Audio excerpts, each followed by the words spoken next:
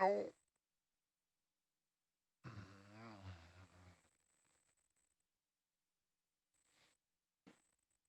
I'm back.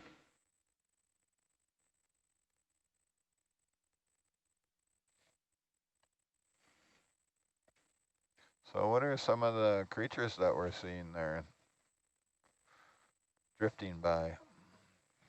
Okay, so the back row right now is occupied by 3 engineers.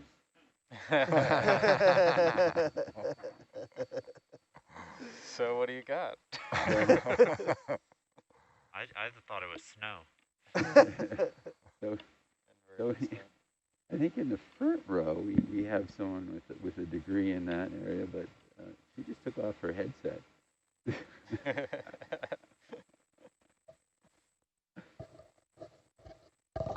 I know Mike's up there. Mike, you got any sort of biological background? That's great. Thank you. What was that? Woke Mike up.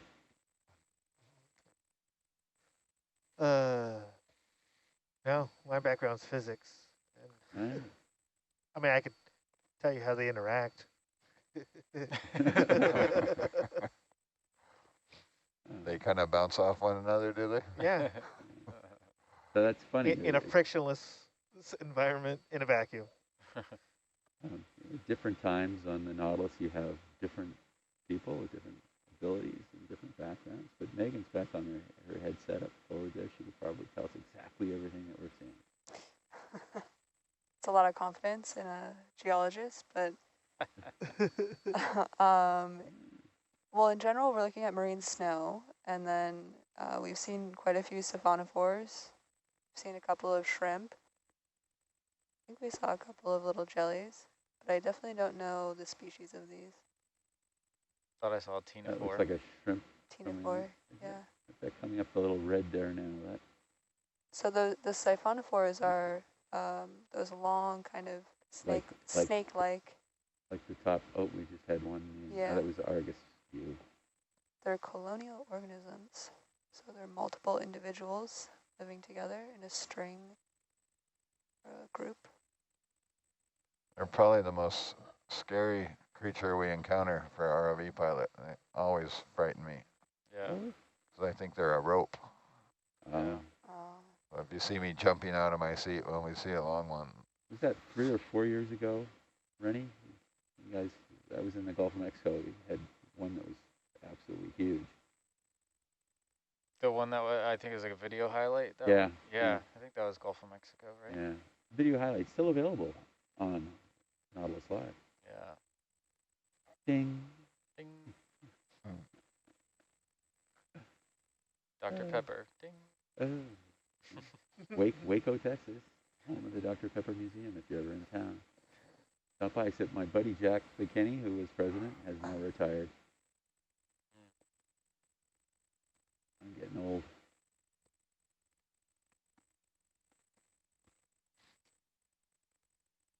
So the little guys with that often have like a little shrimp inside that have their, what I call LED lights glowing. I forget which ones those are. The siphonophores? Do they look like? They have a kind of a symbiotic thing going on. So There's a bunch of those though. A lot of gelatinous midwater organisms that have a symbiotic crustacean. Looks like a jelly going through there in the center screen right now. Oh.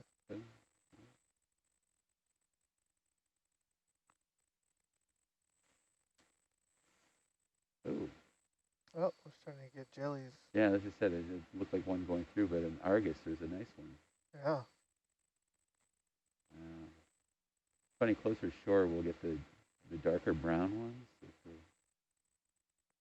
And then, what was that? Oh, that was the diving with the a different ROV, Oceanic Explorer for a while. They had a problem with their video feed, and the colors would invert, and you'd have these blue jellies show up magically. It was always interesting to see because it was just the actual video feed. That's the problem.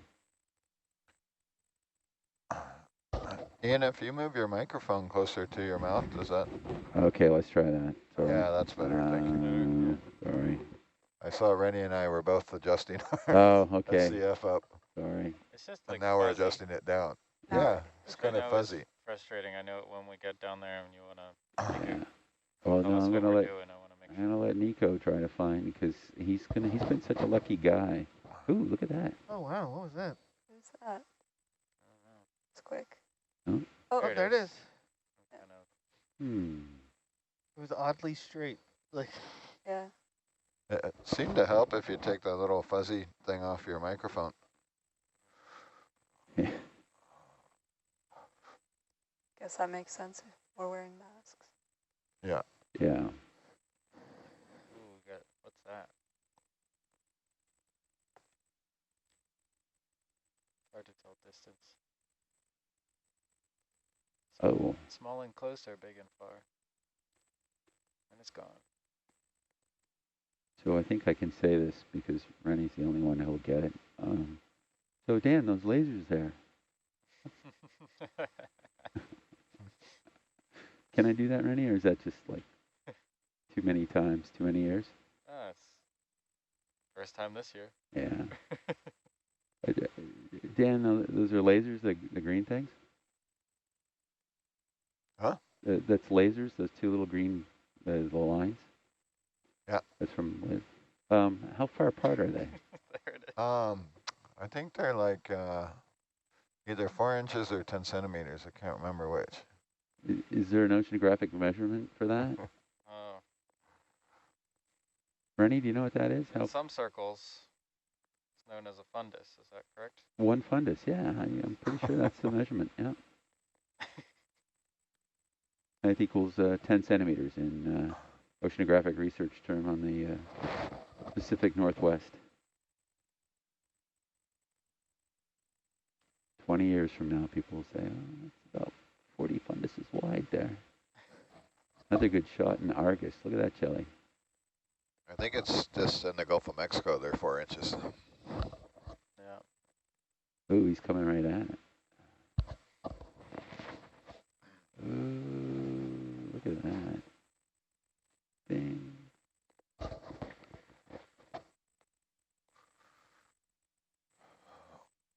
Ian, there's an important question for you on the chat. Oh, sorry, I missed that.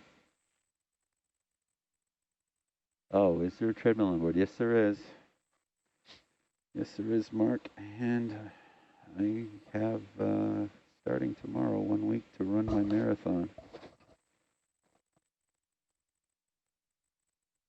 Let's strafe those gauges again, Michael.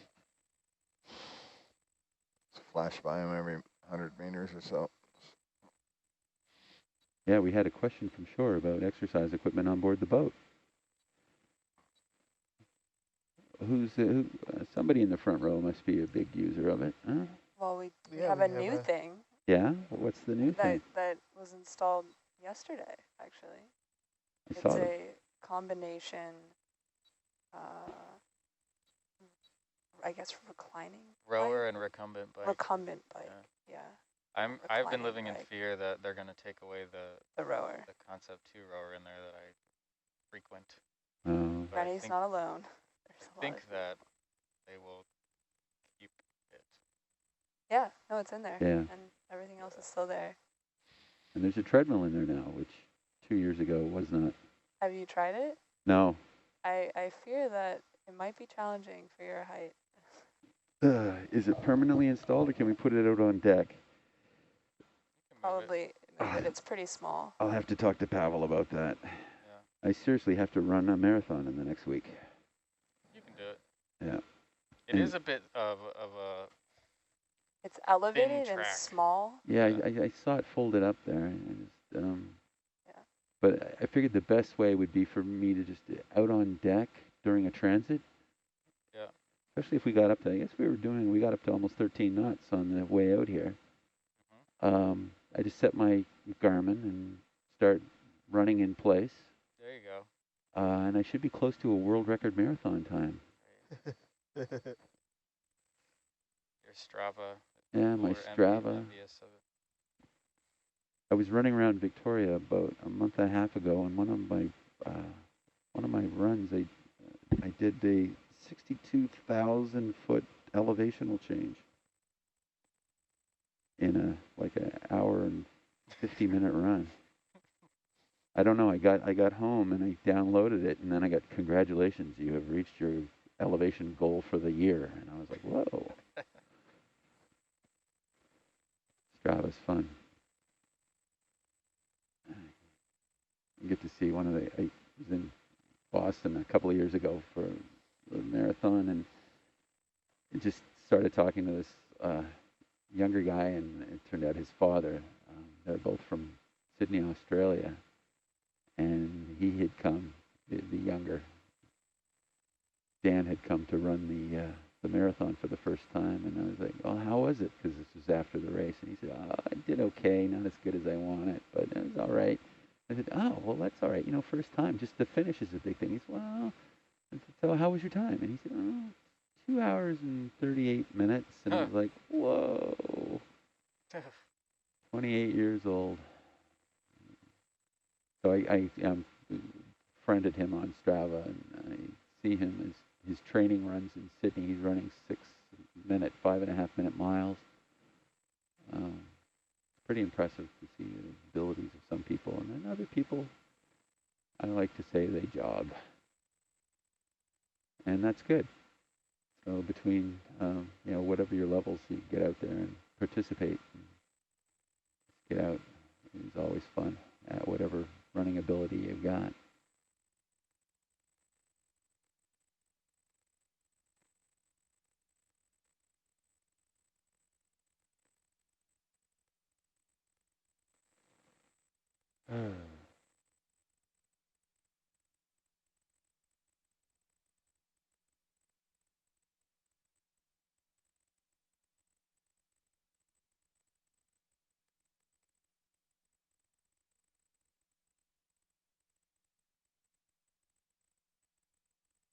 Time to bottom, 128 minutes.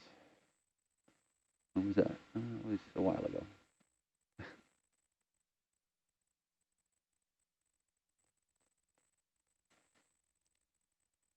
See how fast we can go once we hit that 1,000-meter mark. Yeah.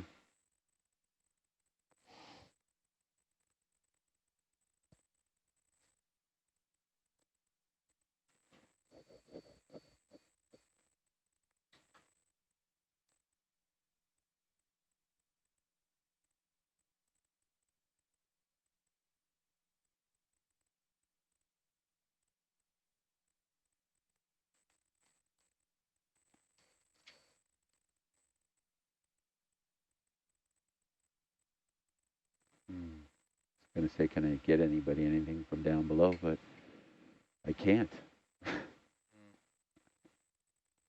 Back in it. The new control vans look great. If I haven't said that to anybody who's listening at 2 o'clock in the morning, whatever time it is now. 2:30. It's what a difference. Highly impressive. Dan, you did a great job putting all this together.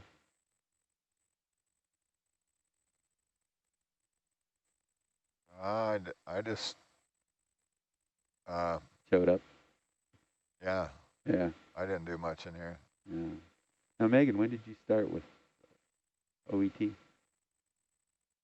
This is my 6th season on the Nautilus. How come I've never met you before? We met in passing maybe once. You getting on, or me yeah, getting on, and getting off?